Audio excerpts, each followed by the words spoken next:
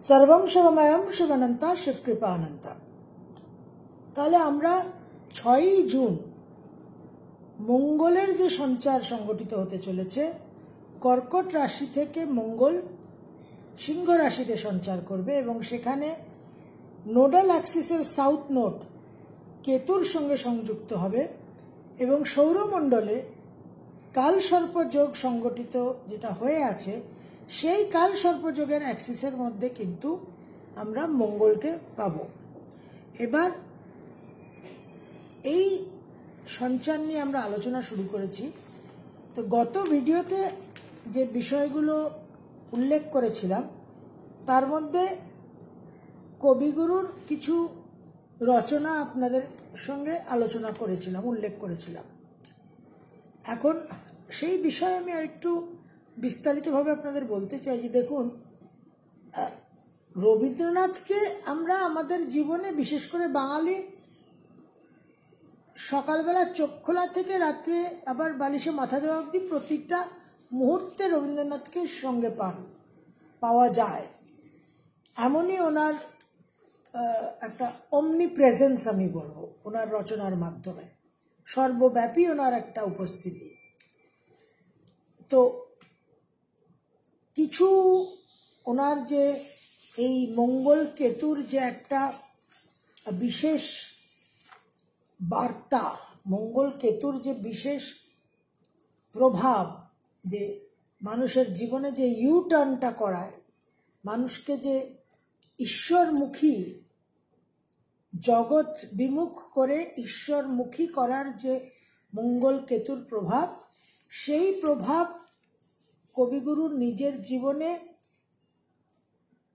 100% অনুভব করেছিলেন। ওনার নিজের জন্মছকে চতুর্থভাবে নিচস্থ কেতু আর মঙ্গল। তো বিশেষ কিছু ওনার অসংখ্য রচনার মধ্যে কিছু রচনার উল্লেখ করেছিলাম। নিশিদিন মোরো পরাণে প্রিয়তম মম, কত না বেদনা দিয়ে বারতা পাঠালে, আজি ঝড়ের রাতে তোমার অভিসার, পরণ সখা বন্ধুয়ে আমার, আরো আরো প্রভু আরো আরো এমনি করে আমায় মারো, যে রাতে মোর দুয়ারগুলি ভাঙলো ঝড়ে, জানি নাই তো তুমি এলে আমার ঘরে। এরকম অসংখ্য আপনাদের কাছে উল্লেখ করলাম। এখন এই বিষয়ে আমি একটা ক্ল্যারিফিকেশন দিতে চাই যে একেবারেই মনে করবেন না যে খুব আপ্লুত হয়ে মনের আবেগবশত একটা সেন্টিমেন্টাল ইমোশনাল হয়ে রবীন্দ্রনাথের একটা উল্লেখ করলাম। বহু রবীন্দ্রনাথকে উল্লেখ করে বহু ভিডিওতে আমি অনেক কিছু আলোচনা করেছি। বেদে, ঋগ্বেদে কবি যে শব্দটা, সেটা কিন্তু ঋষির সমার্থক, দ্রষ্টা বলা হয়েছে, এই জন্য দর্শন, হি হু ক্যান সি। এবং সেই যে দেখাটা সেটা কিন্তু ভিশন, সেটা অন্যরকম দৃষ্টি, আমাদের চর্মচক্ষুর দৃষ্টি নয়, সেটা ত্রিকালদর্শী, সেটা উপলব্ধির দর্শন। তো এই রবীন্দ্রনাথকে নিয়ে ঋষি অরবিন্দ যে অ্যানালিসিসটা করেছেন, যে ব্যাখ্যাটা দিয়েছেন রবীন্দ্রনাথের যে মেন্টাল লেভেল, ঋষি অরবিন্দর বিভিন্ন মানসিক স্তরের বিবরণ আছে। Mind, higher mind, illumine mind, overmind supermind এই যে বিভিন্ন স্তরগুলো, এই স্তরের মধ্যে কোন স্তরে রবীন্দ্রনাথের চেতনাকে যুক্ত করা যায় সেই নিয়ে ওনার বিস্তারিত ব্যাখ্যা আলোচনা আছে ওনার রচনায়। তো সেখানে কিন্তু উনি পরিষ্কার রবীন্দ্রনাথকে একটা খুব উন্নত সাধকের যে চেতনা, সেই স্তরে উনি রবীন্দ্রনাথকে বসিয়েছেন। এবং আমি বলেইছি উনি মহাসাধক, শান্তিনিকেতন ওনার সাধন ক্ষেত্র, এবং ওনার সমস্ত রচনাই মহামন্ত্র। মন্ত্র মানে কি? মননা ত্রয়তে ইতি মন্ত্র, মনকে যে পরিবর্তন করবে, যে কনসিয়াসনেসকে, আপনার মনের চেতনাকে, আপনার লেভেল, আপনার বোধকে পরিবর্তন করবে। এবং মিউজিক, সঙ্গীত, সব রকম ক্রিয়েটিভ কাজ কিন্তু মানুষের চেতনাকে পরিবর্তন করে।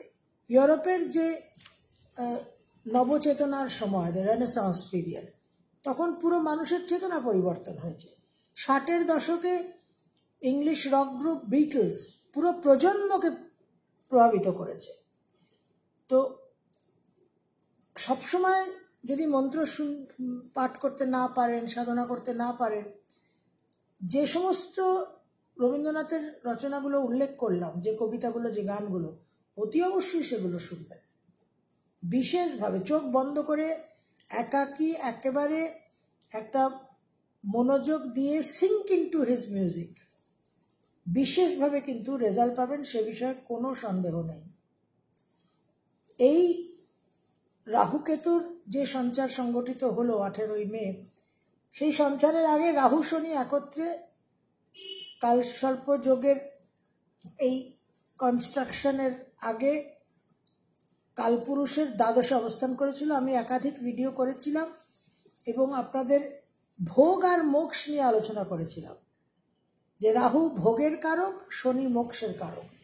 এবং আমাদের ওই মীন রাশির যে সিম্বল, যে প্রতীক, যে দুটো মাছ দুদিকে মুখ করে আপস্ট্রিম ডাউনস্ট্রিম সাঁতার কাটছে, এই যে সময়টা চললো 29 মার্চ থেকে 18 মে, এই ভোগ আর মোক্ষের যে চ্যালেঞ্জটা, তার যে ম্যানিফেস্টেশনটা, ট্রিগারটা করাবে কিন্তু এই মঙ্গল কেতু 6 জুন অনওয়ার্ডস। এইটা আমাদের একটু বুঝতে হবে যে এই মঙ্গল কেতুর রেজাল্টটা যেটা হতে চলেছে, হোয়াট এভার দি এফেক্টস, তার বেসিসটা কিন্তু, তার ভিত, তার ফান্ডামেন্টালসটা কিন্তু 29 মার্চ থেকে 18 মে অবধি তৈরি হয়ে গেছে। আমরা রাজা ভর্তৃহরির আলোচনা করেছিলাম, যে রাজা ভর্তৃহরির মধ্যে যে একটা এক মুহূর্তের মধ্যে, এক নিমেষের মধ্যে ওনার মধ্যে যে পুরোপুরি একটা শকড, একটা ট্রমা, যে কি হলো, উনি যে রাজা ভর্তৃহরি শৃঙ্গার শতকম রচনা করেছিলেন, সেই রাজা ভর্তৃহরি বৈরাগ্য শতকম রচনা করলেন। এই হচ্ছে মঙ্গল কেতুর প্রভাব, যে জগতের যে মায়া, যে ছলনা, যে ডিসেপশন, যেটা আমরা রাহুর কারকত্ব দিয়ে থাকি, আমরা বলি রাহু ছলনার কারক, রাহু ডিসেপশনের কারক। তো এই রাহুকেতুর এই যে নোডাল অ্যাক্সিসটা, এই নোডাল অ্যাক্সিস যেরকম এই মায়া, এই ছলনাকে ক্রিয়েট করছে, আবার আমাদের কিন্তু সেই ছলনা, সেই ডিসেপশনের দিকে নজরটাও নিয়ে যাচ্ছে, দৃষ্টিপাত করাচ্ছে, যে দেখো দিস ইজ ইট। রাহু হচ্ছে আমাদের সেই বিক্ষেপ, যে বিক্ষেপের মাধ্যমে, যে বিক্ষেপের কারণে আমরা বিভ্রান্ত হয়ে জগৎকে সত্য বলে মানছি। আর কেতু হচ্ছে সেই আবরণ, যে আবরণের কারণে আমরা ঈশ্বর দর্শন করতে পারছি না। ইগো আমাদের কাছে জগৎকে শ্রেষ্ঠ বলে প্রতিপন্ন করছে। তো এই যে জগতের সৃষ্টির যে মায়া, যে প্রহেলিকা, যে প্রপঞ্চ, সেটা এক মুহূর্তের মধ্যে, ন্যানো সেকেন্ডের মধ্যে পরিবর্তন করে দেয়, ওই উইদাউট এনি প্রি অ্যালার্ট। মঙ্গল কেতুর যে প্রকৃতিটা, যে চরিত্রটা, যে নেচারটা, সেটা হচ্ছে একেবারে নিঃশব্দে, কোনো রকম আগের মুহূর্তেও আপনি বুঝতে পারবেন না যে কি হতে চলেছে। রাজা ভর্তৃহরির গল্পটা আমি আপনাদের আগে বলেছি, যারা শুনেছেন ভালো, যারা শোনেননি ইন্টারনেটে দেখে নেবেন। যখন রাজা ভর্তৃহরি রিয়েলাইজ করলেন যে উনি জীবনে কত বড় ভুল করেছেন এবং সংসারের কোনো আবেগের, কোনো সম্পর্কের কোনো মূল্য নেই, তখন তিনি সংসার ত্যাগ করলেন। শৃঙ্গার শতকম রচনা করেছিলেন, তারপর তিনি বৈরাগ্য শতকম রচনা করলেন। তো এই যে ভিতরে আভ্যন্তরীণ যে পরিবর্তনটা, দ্য ইন্টারনাল চেঞ্জ, আমি আপনাদের বিরাট কোহলি আর অনুষ্কা শর্মার প্রেমানন্দজি মহারাজের দর্শনের কথাও উল্লেখ করেছি গত ভিডিওতে, সেটা নিয়েও আরেকটু বিস্তারিত বলি। প্রেমানন্দজি মহারাজ বললেন যে দেখো, যতদিন তোমার জীবনে অনুকূল পরিস্থিতি আছে তুমি কিন্তু আনন্দে কাটাবে, ভোগে কাটাবে, সুখে কাটাবে, তোমার কোনো দিকে আর মন এদিক ওদিক বিচরণ করবে না, because you are satisfied at every level. আবার নেক্সট লেভেলের জন্য তোমার ডিসস্যাটিসফ্যাকশন হচ্ছে, কিন্তু তুমি অনুকূল পরিস্থিতির মধ্যে আছো, তোমার কোনো ডিস্টারবেন্স হচ্ছে না।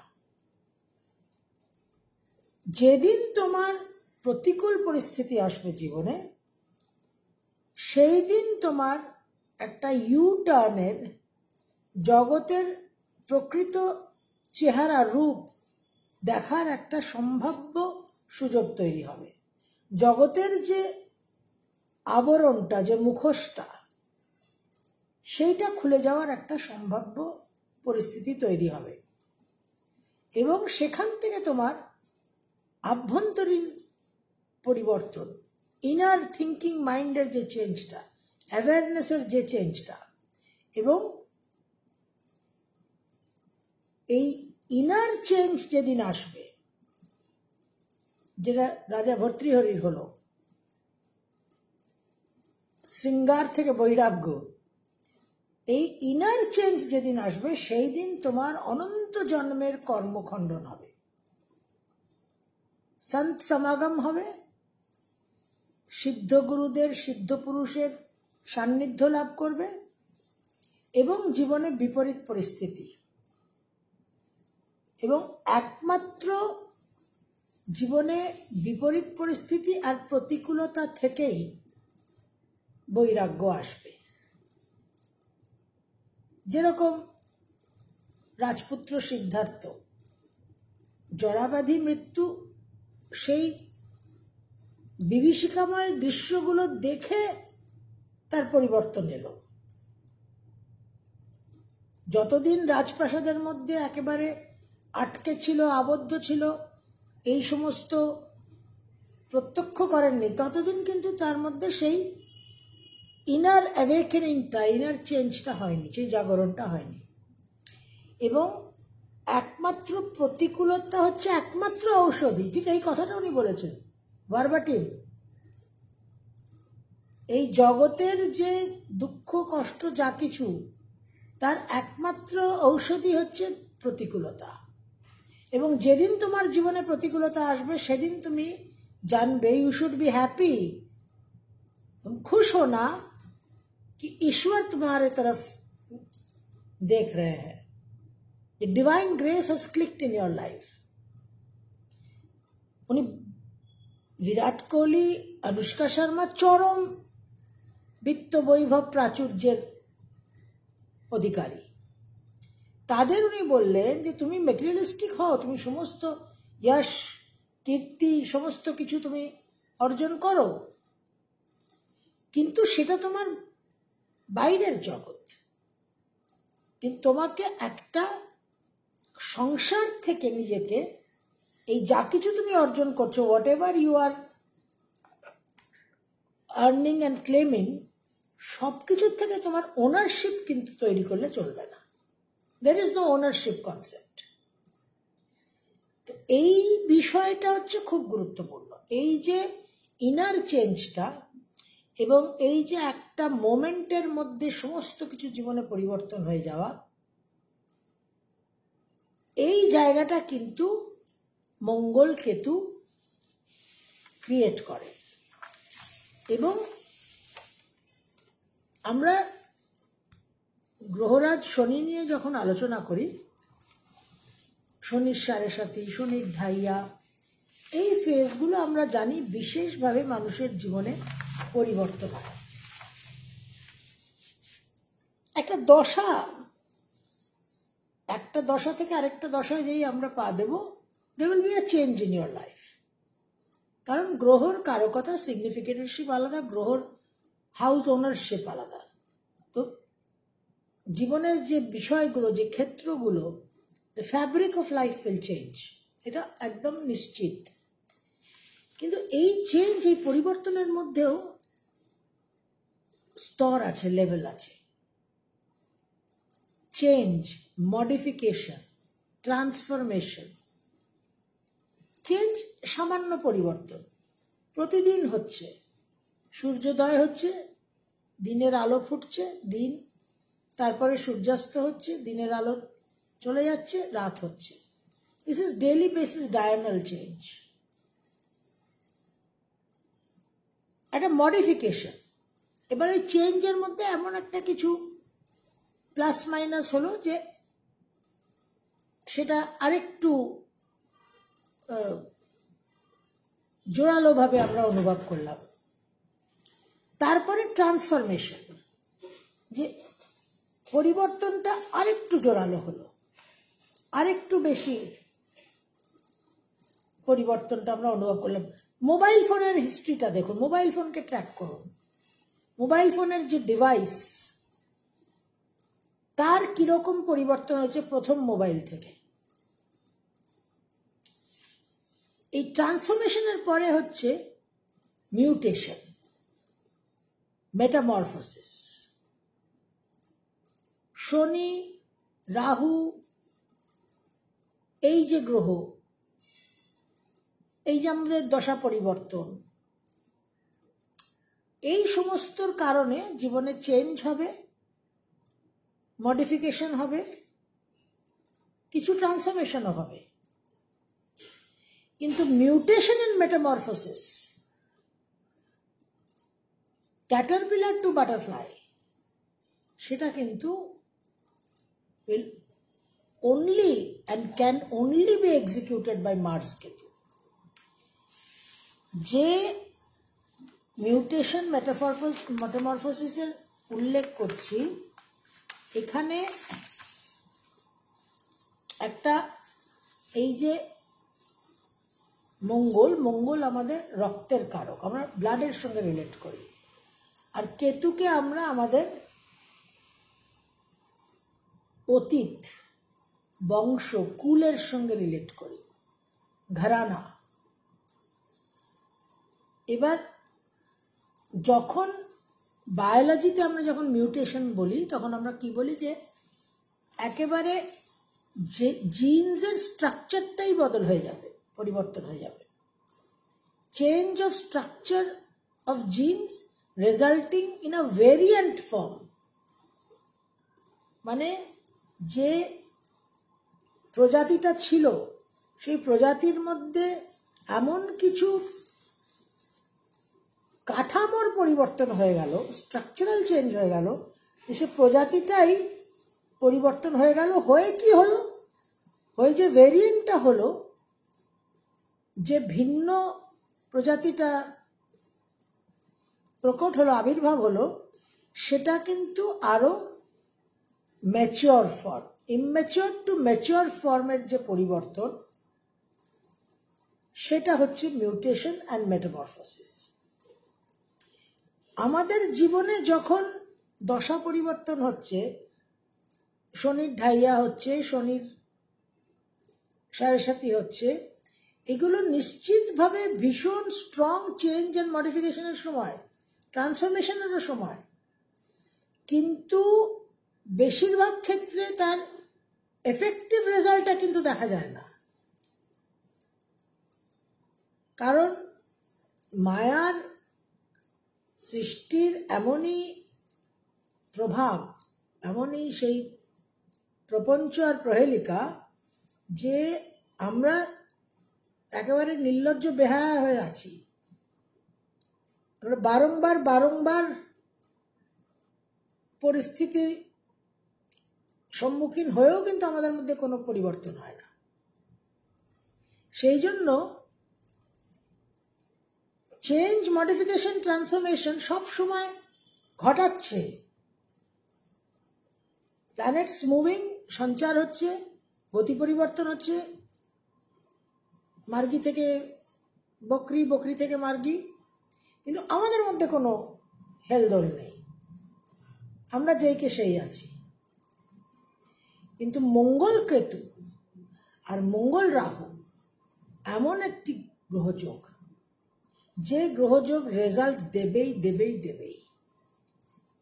কোনো একটা প্রাণী বলতে পারবে না, not a single person can say যে আমার জন্মছকে মঙ্গল কেতু আছে, মঙ্গল রাহু আছে, আর আমার জীবনে life changing, life altering mutation, metamorphosis হওয়ার মতো ঘটনা ঘটেনি।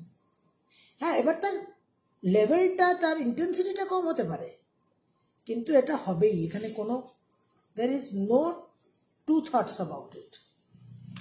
এবং যেহেতু এটা কুল, এটা রক্ত, এটা ব্লাড, এটা লিনিয়েজ, সেখানে কিন্তু আমরা বিশেষ প্রতিভারও অভিব্যক্তি দেখি। এটা এটা অ্যানসেস্ট্রাল, এটা লিনিয়েজের মধ্যে আছে। যে প্রতিভা আমরা লতা মঙ্গেশকর আর শ্রেয়া ঘোষালের হরোস্কোপে পেয়েছি, যে জিনিয়াসটা আমরা আইনস্টাইনের এতে পেয়েছি, টেসলার এতে পেয়েছি, রবীন্দ্রনাথ তো আছেই। এবার এই বিষয়টাকে সঠিকভাবে বুঝতে হবে যে ইট ইজ আ ভেরি, যে কারণে গত ভিডিওতে আপনাদের বলেছি যে এবার নেক্সট রাউন্ড অফ চেঞ্জ, একটা এভলিউশনারি চেঞ্জ হতে চলেছে। এবার এভলিউশনারি চেঞ্জ এপ থেকে, বানর থেকে মানুষ তো আর একদিনে হয়নি।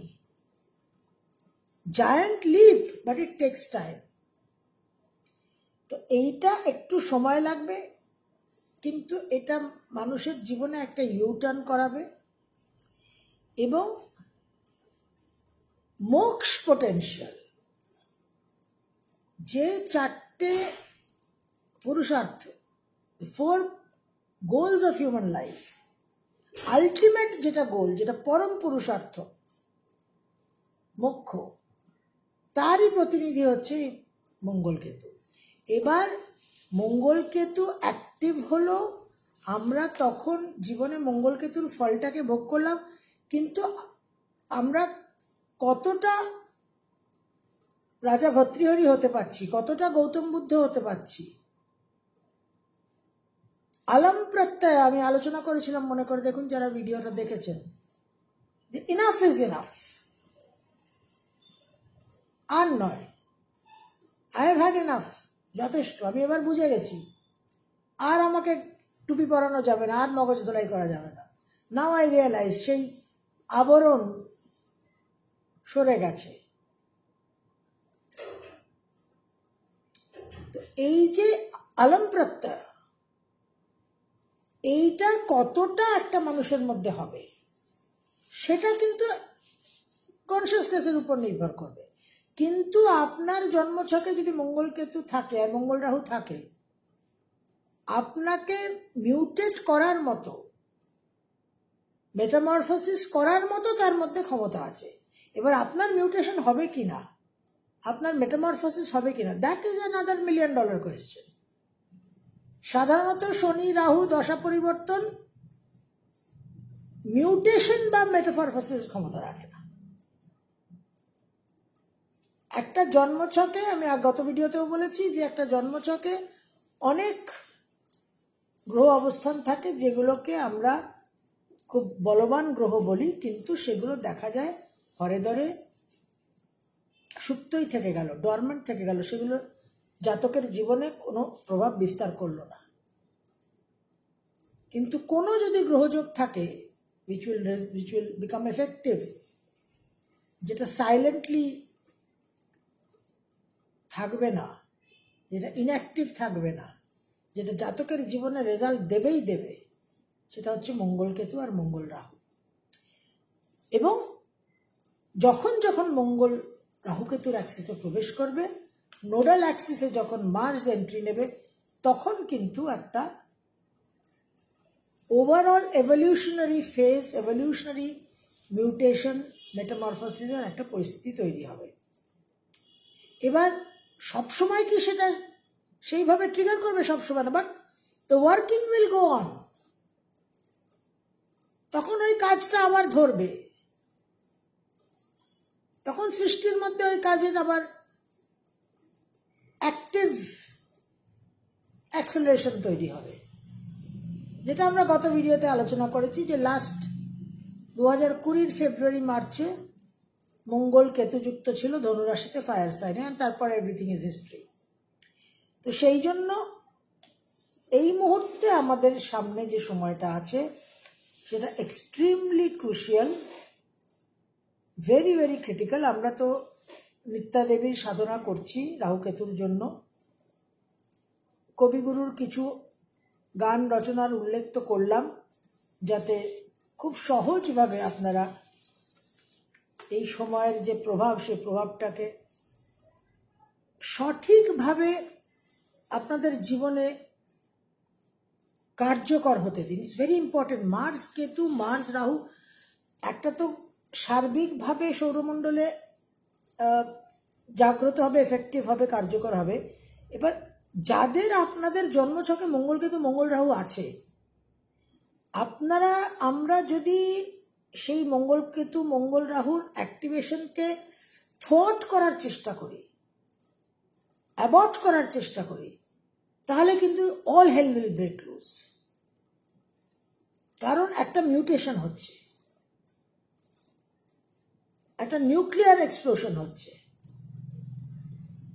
তো এই 6 জুনের যে 6 জুন টু 28 জুলাই যে সংযোগটা তৈরি হবে মঙ্গল কেতুর, এই সংযোগের সবচেয়ে গুরুত্বপূর্ণ যে বিষয় সেটা হচ্ছে যাদের জন্মকালীন মঙ্গল রাহু কেতুর অ্যাক্সিসে আছে, কেতুর সঙ্গে আছে তারা টপ প্রায়োরিটি, রাহুর সঙ্গে আছে তারাও সেমি টপ প্রায়োরিটি।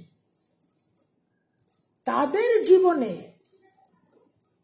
যে ঘটনাগুলো ঘটবে তাতে যদি mutation, metamorphosis, change and conversion to a mature লেভেলকে যদি আমরা রেজিস্ট করি, তাহলে কিন্তু আমাদের জীবনে চরম দুঃখ। শনির সাড়ে শনির ঢাইয়াকে আমরা অনেকভাবে রেজিস্ট করি, অনেকভাবে একটা পারও পেয়ে যাই, কিন্তু মঙ্গল কেতু, মঙ্গল রাহুকে ইউ ক্যানট ডিনাই। তো এই জন্য এটা অত্যন্ত ইম্পর্টেন্ট, একটা একদম ইন্টারনাল স্ট্রাকচারাল চেঞ্জ আসবে। আমি কিছু ডেটস নিয়ে আপনাদের সঙ্গে আলোচনা করেছিলাম গত ভিডিওতে। সেই ডেটসের মধ্যে যে ঘটনাগুলো ঘটেছিল, দ্য ইভেন্টস, সেই ইভেন্টসগুলো কিন্তু আপনাদের আমি আলাদা করে উল্লেখ করিনি যে ওই তারিখে মঙ্গল রাহু, মঙ্গল কেতু ছিল, কিন্তু ওই তারিখে অ্যাকচুয়ালি কি ঘটেছিল সেটা নিয়ে আমরা আগামী ভিডিওতে আলোচনা করব। আমি ডাইরেক্টলি আলোচনা করিনি, কারণ समझदारों के लिए इशारा ही काफ़ी होता है। অনেক অনেক খুব সিরিয়াস ইস্যুস তৈরি হতে পারে, এবং তার মধ্যে একটা সিরিয়াস ইস্যু যেটা নিয়ে আমি জাস্ট খুব সংক্ষেপে উল্লেখ করেছিলাম কিছু ভিডিও আগে, যে একটা রাজনৈতিক নেতার উপর কোনো জীবনে বিপন্নতা আসতে পারে। কারণ মঙ্গল হচ্ছে নেতা, লিডারশিপ, এবং মঙ্গল কেতু, কেতু হচ্ছে গুপ্ত শত্রু। তো এই মঙ্গল কেতুর কম্বিনেশনে একটা রাজনৈতিক নেতার উপর বিশেষ বিপন্নতা আসতে পারে। এবং যে প্রথম তারিখটা আমরা উল্লেখ করেছিলাম গত ভিডিওতে, 16ই অক্টোবর 1951, যে তারিখে পাকিস্তানের প্রথম প্রধানমন্ত্রী হত্যা হয়েছিল, লিয়াকত আলী খান, সেই সময় সিংহ রাশিতে মঙ্গল কেতুর অবস্থান ছিল। তো समझदारों के लिए इशारा ही काफी होता है। আজকের এই ভিডিওতে ইশারা অবধি থাক। আগামী ভিডিওতে আমরা ইশারাকে আরেকটু বিস্তারিত করে প্রত্যেকটা ডেটের কি কি ঘটনা সেই নিয়ে আলোচনা করব, এবং যে সমস্ত ব্যক্তিত্বদের উল্লেখ করেছিলাম, আইনস্টাইন, কবিগুরু, লতা মঙ্গেশকর, ধীরুভাই আম্বানি, তাদের হরস্কোপে সংক্ষেপে আমরা একটু ছুঁয়ে যাব মঙ্গল কেতুর ভূমিকা। सर्वं शिवमयं शिवनन्ता शिवकृपानन्ता।